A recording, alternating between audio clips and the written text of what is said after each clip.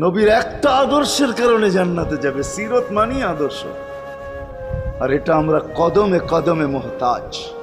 কেননা এই ছোট জীবনটা যদি গ্রহণযোগ্যতা পর্যন্ত পৌঁছাইতে হয় আল্লাহর কাছে, চাই নারী হই, চাই যুবক হই, চাই বৃদ্ধ হই, যেই মানুষই হই না কেন, যেখানেরই হই না কেন, যেই বাসারই হই না কেন, যেই বর্ণেরই হই না কেন, যেই পেশারই হই না কেন, যেই সোসাইটিরই হই না কেন, এই জীবনটাকে যদি গ্রহণযোগ্যতা পর্যন্ত পৌঁছাইতে হয় কার কাছে? দুনিয়াওয়ালাদের কাছে না, মালিকের কাছে, যিনি এক ফোঁটা পানির থেকে অস্তিত্ব দিছেন, যার কাছে আবার আমাদেরকে ফিরা যেতে হবে।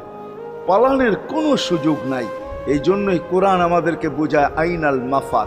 আল্লাহ বলতেছে কোথায় ভাগবে তুমি, বলো কোথায় ভাগবে? কবির কথাই সত্য, যদিও নাকি পালাও তুমি আকাশেতে লাগিয়ে সিঁড়ি, সিঁড়ি লাগাও যদি আকাশ